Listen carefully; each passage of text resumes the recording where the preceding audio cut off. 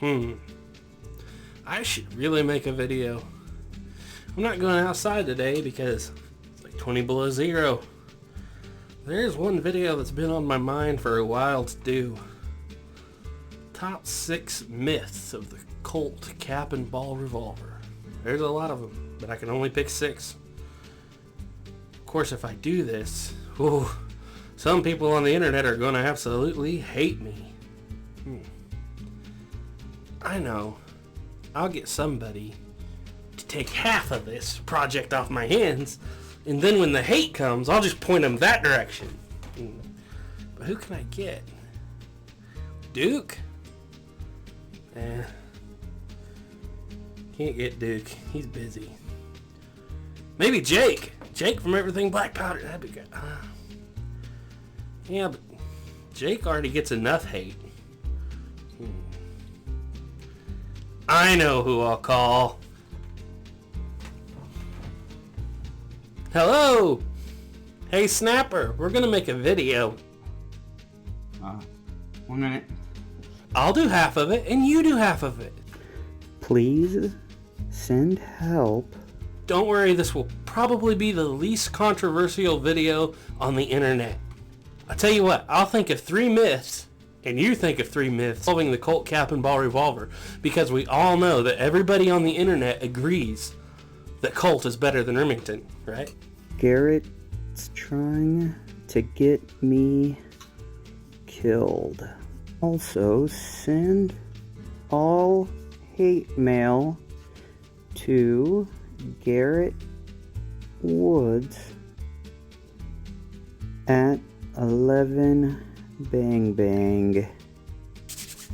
Any hateful comments you have? Point them to Snapper's Antique Firearms Unlimited. Link in the description of this video. Myth number 6. The Colt cap and ball revolver is of inferior and weak design because it does not have a top strap. Now, the reason this myth is at number 6 is because part of that's true, part of it's not true. Let's start with the part that's not true. This design right here served the United States military for over 30 years. And in that 30 years, you're not going to find a lot of these guns that have shot loose. For instance, this is the 1860 Army. This is not a replica, this is an original. This gun was made in the year of 1862. This gun is still just as tight today as it was the day it came from the factory. Now, this gun does still shoot pretty good, but probably not as good as it did the day it came from the factory because the rifling is very worn in it. This gun has seen a lot of service. More service than would be seen probably just in the Civil War. This gun has had a lot of ammo through it. This gun has had enough rounds fired through it to erode the rifling. There's no pitting in there, it's not leaded, the rifling is eroded. But the gun itself is still just as tight as it was the day it came from the factory. So you're not going to find a lot of issues. You're not going to see the massive amounts of Colts being shipped back to Colt during the Civil War and people complaining these guns are so weak they're shooting loose. So you may ask, but what was the true part of that statement? Well, the true part is this obviously is not as strong of a design as the Colt or the Remington. However, it didn't matter in the black powder era that much. It really just didn't matter. So when did these start really getting the reputation of being weak designs? Well, that came around in the early 20th century when people first started trying to shoot smokeless through conversions that were built like this, and soon discovered that, especially on originals, not so much on the replicas, but on originals, if you use a good heavy smokeless load, you will shoot these loose pretty quickly, even with a conversion cylinder. The steel's just not up to it. However, the steel of original Remingtons and single action Armies is not up to that kind of pressure as well. So therefore, yes, they're a little weaker, but let me remind you that one of the more powerful guns of the entire 19th century, I didn't say the most powerful, mind you, one of the more powerful guns of the 19th century was an open top, and that's the Colt Walker. And you may say, but Garrett, lots of Colt Walkers exploded and had issues. Yes, that is true. The cylinders did. The frames and the barrels were generally just fine. after the quote-unquote explosion took place. As a matter of fact, the ones that were damaged generally got sent back to Colt, who used the frames in what we call the Flak Dragoons, or the early transitional model Dragoons, and they were just fine. So the open top part of the gun was not the issue. I also want to remind you that Colt was actually one of the first to come out with a top strap design. This is a Colt Model 1855 new model pocket pistol, otherwise known as the Root. And this gun was designed clear back in 1854. And guess what? Top strap. Colt had been playing around with top straps clear back during the Dragoon era. He actually had this design a long time before Remington ever even actually thought about putting out a revolver. So why didn't he stick with this? Well, they tried. One of the issues with this particular gun, and several others of the time, including the Remington, is fouling. Now, the fouling catches in the top strap and is diverted right back down onto the cylinder pin, which causes the cylinder to bind. Not only is it on Remingtons, it's on Whitney's. It happens on this gun as well. There's actually several reports of this gun binding up. That's actually one of the reasons that the Model 49 pocket pistol of Colt's was the most popular cap and ball revolver of all time. Not only was it a nice small 32 caliber handgun, it also did not have a top strap, which meant less fouling, which meant the gun tended to run longer without cleaning. Hello everybody. Alright, well, I guess we're doing the 6 myths of Colt, and we're at number 5. What is number 5? Number 5, cap jam. How bad does the Colt's cap jam? Well, truth be told, yes, they still did cap jam, but it was very rare. They had different caps back then, and being the hammer spraying on these is so unbelievably heavy that cap jamming wasn't that big of an issue. Matter of fact, the little pocket Navy over here, that gun has actually never given me a cap jam. And when I sent it to Garrett, it never gave him a cap jam either. But unfortunately, Dustin was able to get a billion. I don't know how that happens. I think Dustin's cursed. But either or. So do they really cap jam that much? No. With modern caps, yes, I have had cap jams. And they do cap jam. It's possible. It's a mechanical contrivance. And anything can happen, right? Like, wasn't common for them to blow up either, but there are blown up guns out there. But truthfully, they don't cap jam as bad, especially if you have the original hammer and you have a good set of nipples. Originals have a smaller hole, or a good set of aftermarket nipples for, say, your reproductions. If you double your hammer, even like a 51 Navy replica, the hammer spring is way too light. I mean, we're talking, to make it equivalent to what this 1860 Army has, I would say you'd have to put maybe 2, maybe 3, like regular U-Birdie springs on it. This thing is, I mean, it's a bear to cock. It, you know, you gotta have some strength behind your thumb. But now, cap jamming, it happened, but it just wasn't that common.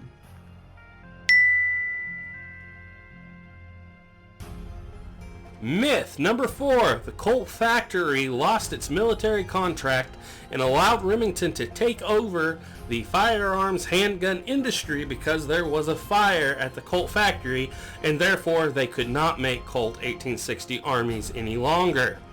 This is not true.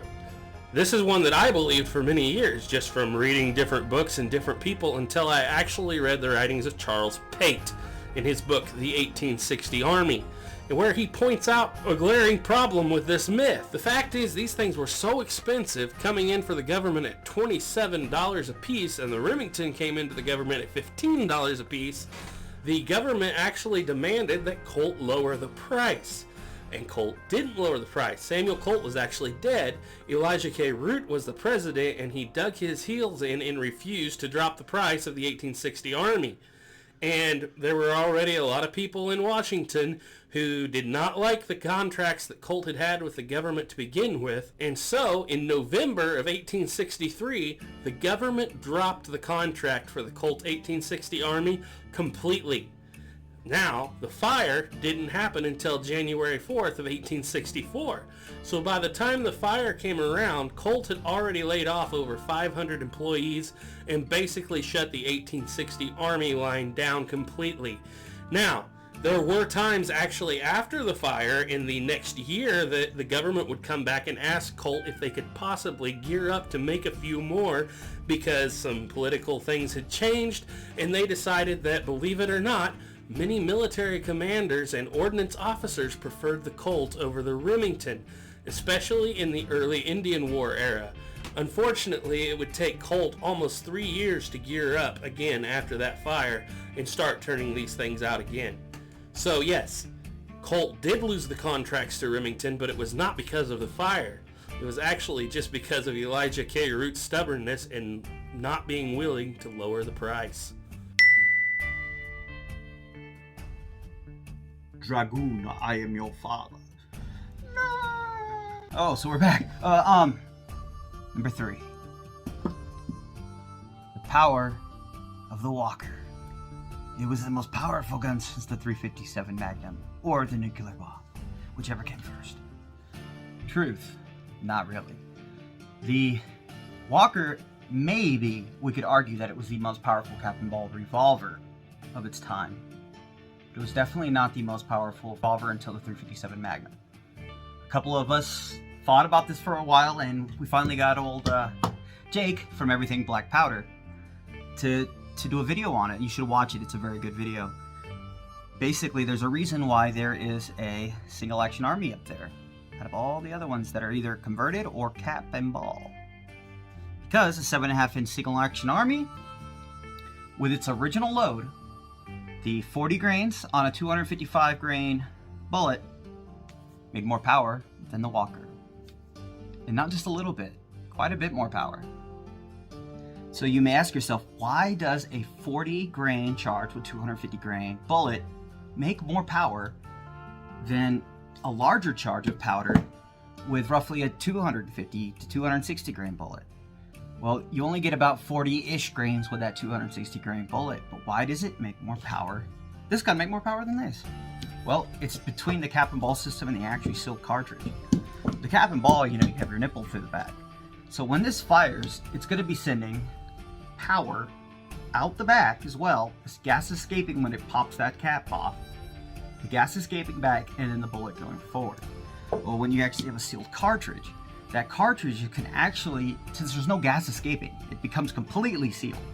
There's no gas escaping backwards. That the primer can add to the power of the powder that's there. So, truth be told, so much less gas escape, it just creates more power. It's as simple as that. Remember, all hate mail goes to Garrett Woods at 11 Bang Bang. So, myth number 2. Colt invented the revolver. That is absolutely not true. Colt did not invent the revolver. Colt put his first handgun on the market in the year of 1836. In 1836, things like this pepper box had already been around for a considerable amount of time. Not only that, there was what they called the Collier revolver, which was a flintlock revolver. The idea of the revolver had been around already for probably close to 100 years at that point. And in the Tower of London, there were many guns that Colt himself later on would admit to using as inspiration. So what did Colt invent? Well, all those early revolvers had one thing in common. Except for, of course, the pepper box, which there were a few even double actions around later on. None of those revolvers had self-turning cylinders. You would cock the hammer, or the cock, or whatever you want to call it at the time, on the flintlock, prime the pan, and then rotate a cylinder into place. This was even being done on rifles with such things as the swivel breech rifle. So he did not invent the idea of a rotating cylinder. What did he invent? He came up with the idea that when you cock the hammer, it will rotate the cylinder itself and lock it into place, allowing the trigger to be pulled.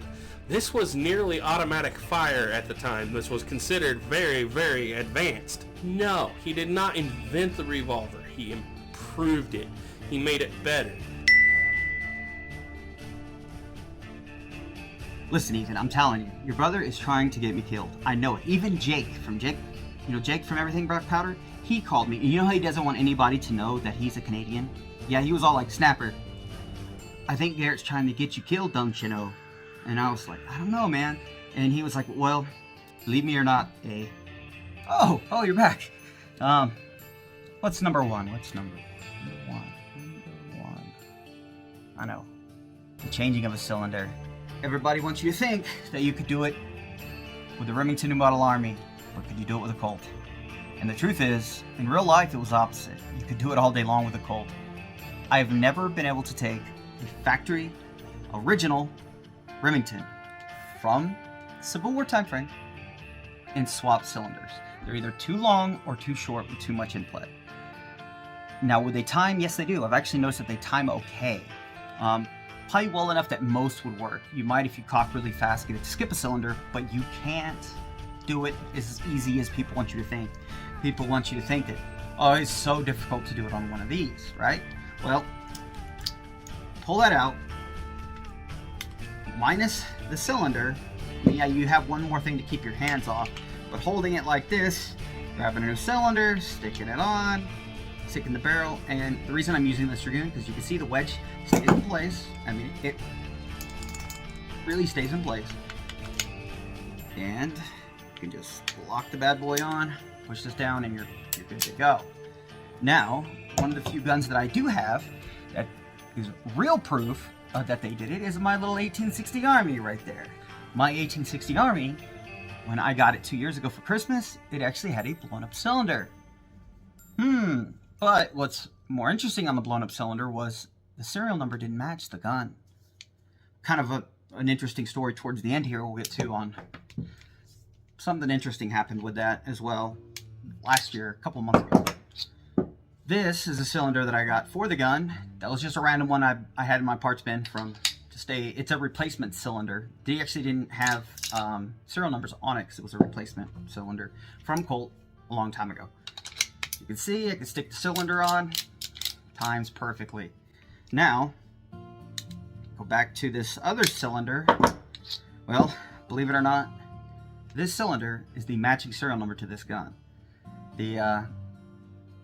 Apparently the person who owned both of these, it was in a case when he had gotten it, and he shot it with the non-matching serial number part in it, and it was blown up. And apparently that happened in like 1920s-ish, is what I was told. I don't know. But it makes sense because the stuff that was on the inside is very old. I thought it would have blown up during the Civil War, but no, it didn't. And this is its matching serial number cylinder. So yes, you can swap cylinders on these guns all day long, and they work fine. Swapping cylinders is probably not the smartest thing in the world because you're going to have exposed caps. If you drop it, it's like dropping a gun that's going to go off. If it hits a cap, it's going to go off. It's going to have just as much power behind it as, not the greatest idea. But I hope you enjoyed this video. This is the 6 myths of Garrett trying to get Snapper killed, and I'll see you guys in the next one. If you guys have any other subjects you would like to see us do a top 6 myths on, let me know in the comments below. As always, trust in God, keep your powder dry. Bye.